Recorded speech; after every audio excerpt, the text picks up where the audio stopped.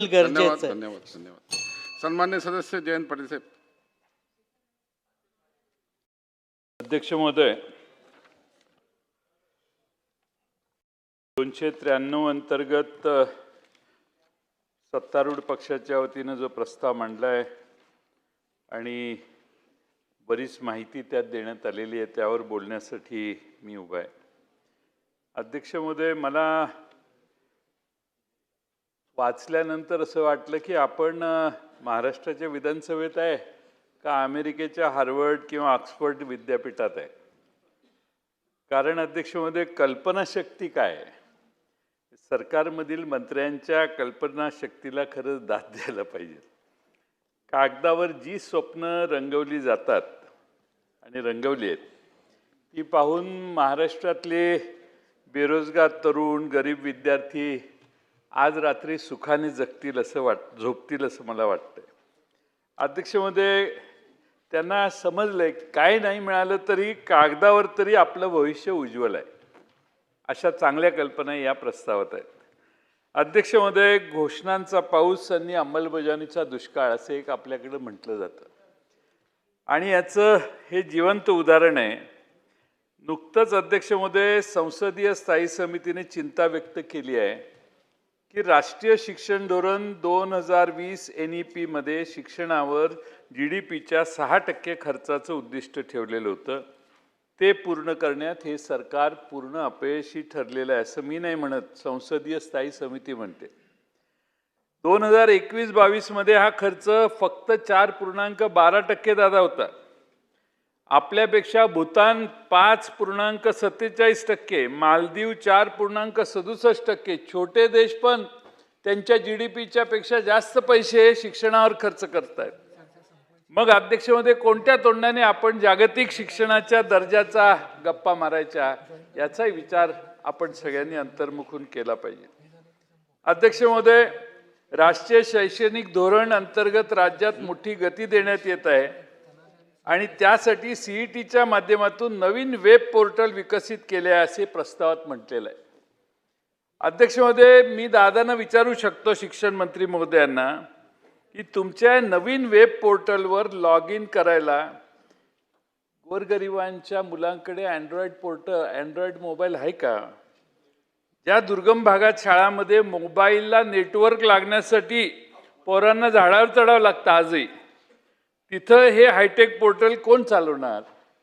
अध्यक्ष महोदय, डिजिटल प्लॅटफॉर्मचा उदो करतो आपण, पण दुसरीकडे 4थीच्या गणिताच्या पाठ्यपुस्तकात बालभारतीने इतका ढिसाळ कारभार केलाय की थेट महान भारतीय गणिततज्ञ श्रीनिवास रामानुजन यांच्या निधनाची तारीखच चुकीची छापलेली आहे.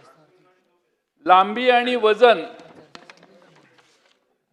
पाठात वजाबाकी आणि भागाकार पाठात संकल्पनाची एवढ्या मोठ्या घोडचुकी केलेल्या आहेत की अध्यक्ष महोदय, विद्यार्थ्यांच्या समोर आपण चुकीच्या गोष्टी मांडायला लागलो.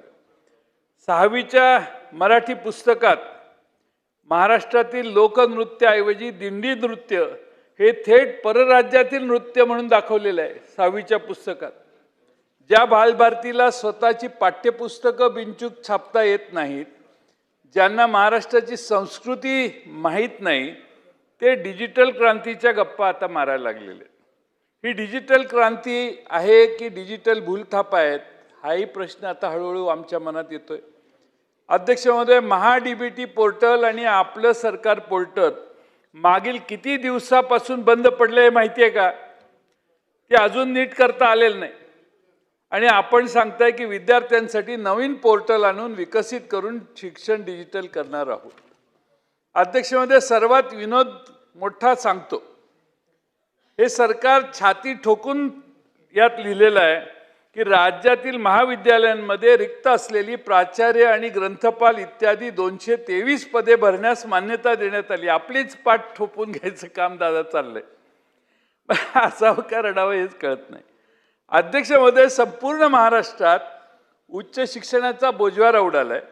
हजारो प्राध्यापकांची, शिक्षकांची, ग्रंथपालांची पदे वर्षानुवर्ष रिक्त आहेत आणि हे सरकार फक्त 223 जागा मंजूर करतंय आणि म्हणजे अध्यक्षमध्ये उंटाच्या तोंडात जिऱ्याचा तुकडा टाकण्याचा प्रकार हा साधारणपणे. गंमत बघा, ग्रंथपालाची पदे भरायला मंजुरी 223, पण राज्याची स्थिती 2012 पासून 14 वर्षात एकाही नवीन सार्वजनिक ग्रंथालयाला मान्यता दिलेली नाही. ग्रंथालयातील अनुदान रखडलेले आहे. कर्मचाऱ्यांचे मानधन व बंद पडलेली पुस्तक खरेदी यामुळे 11,000 सार्वजनिक ग्रंथालयांना घरघर लागलेली आहे. कॉलेज आणि गावांमध्ये ग्रंथपाल नाही, लायब्ररीला कुलूप आहे आणि सरकार सांगतंय की मुलांनी वाचन संकल्प करा. अध्यक्ष महोदय, खरं म्हणजे पुढे या प्रस्तावात लिहिले EBC OBC प्रवर्गातील विद्यार्थ्यांना 100% शुल्क प्रतिपूर्ती योजना लागू केली. ऐकायला फार चांगलं आहे, पण प्रत्यक्ष खिशातून या मुलांना लाखो रुपयाची फी भरावी लागते. कारण DBT पोर्टलवर हजारो विद्यार्थ्यांचे स्कॉलरशिपचे फॉर्म पेंडिंग पडून आहेत. उत्तराच्या भाषणात माहिती घेऊन सांगा की किती फॉर्म दादा पेंडिंग आहेत. पैशाची कमतरता केवळ गरिबांच्या स्कॉलरशिपसाठीच आहे का? घोटाळ्यांसाठी बऱ्याच गोष्टी चालू आहेत. मी सभागृहाचं लक्ष बीड जिल्ह्यातील धारूर तालुक्याकडे वेधतो. तिथं समग्र शिक्षा अभियान अंतर्गत चालवल्या जाणाऱ्या हंगामी वसतिगृहाच्या निधीमध्ये तब्बल 9,93,94,000 रुपयाचा गैरव्यवहार झाला. कागदावर 80 पैकी 26 वसतिगृह प्रत्यक्ष बंद असताना हजारो बोगस विद्यार्थी दाखवून हा शासकीय निधी लाटण्यात आलेला आहे. दादा चौकशी करा तुम्ही. बायोमेट्रिक हजेरीचे फोटो फेरफार करून एकाच गावात अनेक बोगस वसतिगृहे दाखवून वरिष्ठ लेखा सहाय्यक आणि केंद्र प्रमुखांनी संगनमताने हा पैसा स्वतःच्या आणि स्वतःच्या मुलांच्या नावावर वर्ग केला आहे. अध्यक्ष महोदय, गरीब मुलींच्या स्कॉलरशिपला पैसे नाहीत आणि अध्यक्ष महोदय इकडे बोगस विद्यार्थ्यांच्या नावाने कोट्यावधी रुपयाचा दरोडा टाकतोय. या प्रकरणाची सखोल चौकशी करा. दोषींच्यावर कठोर कारवाई दादा करतील अशी माझी अपेक्षा आहे. अध्यक्ष महोदय, आता आपण एज्युसिटीचं सकाळी भाषण ऐकलं. अध्यक्ष महोदय, त्याच पानावर खाली दुसरीकडे सरकारने स्वतःच्या हाताने काय लिहिले? नवीन संच मान्यतेच्या निकषामुळे राज्यात मोठ्या प्रमाणात शिक्षकांची पदे अतिरिक्त होत आहेत. म्हणजे सरळ सरळ महाराष्ट्राच्या शिक्षकांचा घात आहे असं म्हणायला पाहिजे. आज शिक्षकांचा मोर्चा आला इकडं. आपण दादा सगळ्या सरकारने असं काम केलं पाहिजे की शिक्षकांना कधी इथं आझाद मैदानात येऊन मोर्चा काढायची गरज लागू नये. आंतरजिल्हा बदल्यांच्यासाठी शिक्षक जर्जर झालेले आहेत जिल्हा परिषदांचे. आणि अध्यक्ष महोदय, एका बाजूला तुम्ही परदेशी लोकांना पायगड्या घालायला लागलाय आणि दुसरीकडे मराठी शिक्षकांनी ग्रामीण भागातील पिढ्यानपिढ्या घडवल्या, त्यांना आता रस्त्यावर आणायचं काम आपण चालू केले. अध्यक्ष महोदय, काही ठराविक सिंगापूरची एक कंपनी आहे, त्यांना मोनोपॉली देण्यात आलेली आहे. या विद्यापीठा जी आहेत ना, त्यांना सिंगापूरला पाठवलं जातं. सिंगापूरच्या कंपनीबरोबर त्याचा टायअप झाला, त्याला 30% पार्टनरशिप दिल्यानंतर या एज्युसिटीमध्ये त्यांना जागा मिळते. हे आपल्याला दादा माहिती आहे का? ज्यांना एज्युसिटीत जे फॉरेनच्या युनिव्हर्सिटी आल्या त्यांना विचारा तुमचा प्रवास भारतात कशी आला, तुम्ही कुठल्या मार्गे आला, ते सगळे सांगतील सिंगापूर मार्गे आलो. आणि म्हणून अध्यक्ष महोदय, शैक्षणिक कॅम्पसवर पायाभूत सुविधा, डिजिटल आर्किटेक्चर, कन्सल्टन्सीसाठी सिंगापूरमध्ये काही ठराविक कंपन्यांशी करार करणं हे त्यांना बंधनकारक करण्यात आलेलं आहे. या प्रकल्पात सहभागी होणाऱ्या जागतिक विद्यापीठावर अप्रत्यक्ष अशी अट घालण्यात आलेली आहे. त्यांनी या ठराविक सिंगापूर आधारित कंपन्यांच्या माध्यमातूनच आपलं काम पुढे न्यावं असे त्यांना इंडिकेट केलं जातं. तिकडं आल्याशिवाय एज्युसिटीत जागा मिळत नाही. नाही तर आमच्या विश्वजित कदमच्या भारतीय विद्यापीठाला जागा द्या, आमच्या त्या बंटी पाटलांच्या DY पाटीलना जागा द्या, त्याच ह्या परदेशी युनिव्हर्सिटीच्या मध्ये आपण विचार करा. परदेशी लोकांना जिथं जागा देतोय तिथं आम्ही पण त्यांच्याशी कॉम्पिटिशन करू. नाहीतर साहेबांनी सांगितलं, CM साहेबांनी 1 लाख मुलं तिथं शिकतील.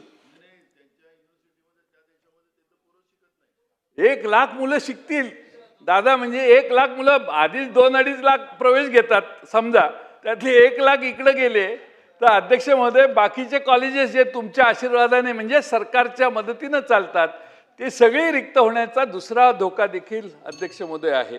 अध्यक्ष महोदय, खरं म्हणजे हा प्रकल्प महाराष्ट्रात होतोय याचा एज्युसिटीचा आम्हाला आनंद आहे, पण मग जागतिक पातळीवर निविदा का काढत नाही?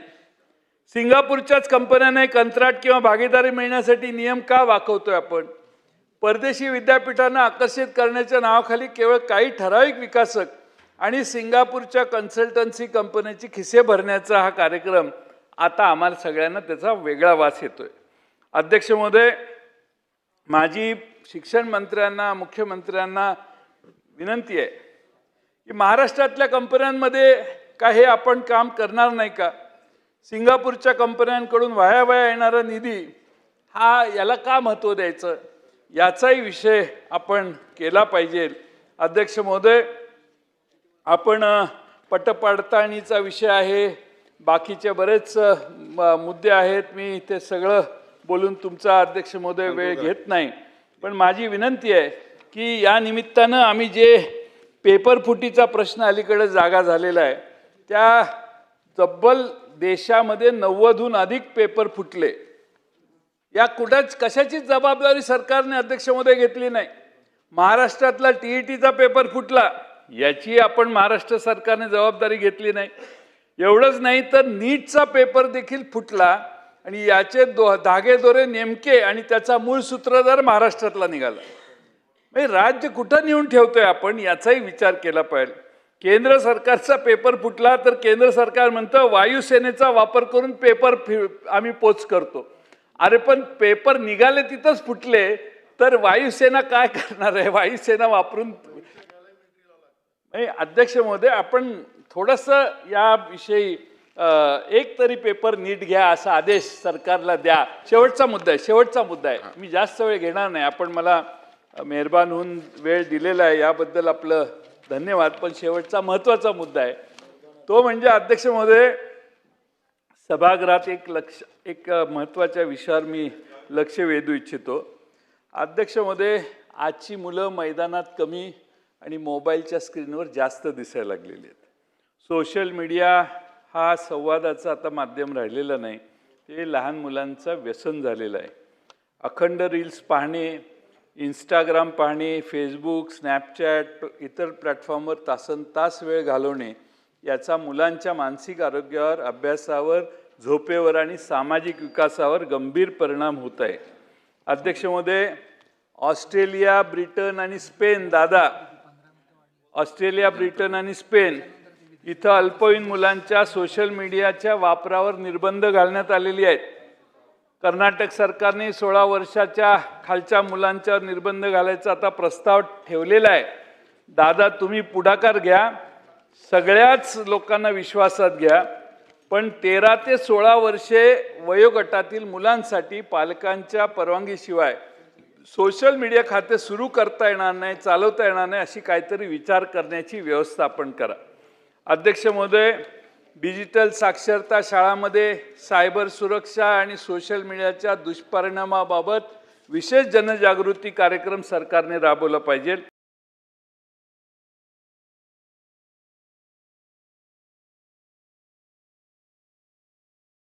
हा विचार पिढीचा आहे आणि ज्या पिढीच्या हातात उद्याचा महाराष्ट्र आहे त्या पिढीचे मानसिक आरोग्य आणि व्यक्तिमत्व सुरक्षित ठेवलं पाहिजे.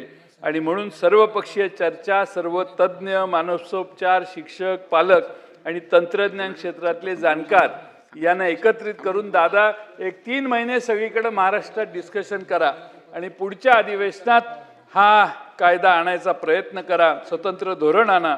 तसेच केंद्र सरकारकडे डिजिटल पर्सनल डेटा प्रोटेक्शन कायदा DPDP ॲक्ट आणि माहिती तंत्रज्ञान कायद्याच्या चौकटीत अल्पवयीन मुलांच्या सोशल मीडिया वापरावर कठोर राष्ट्रीय नियम करण्याची आपण शिफारस करावी अशी विनंती करतो आणि माझे 2 शब्द पूर्ण करतो. धन्यवाद. चला पुढे जाऊ. आता प्रस्तावावरील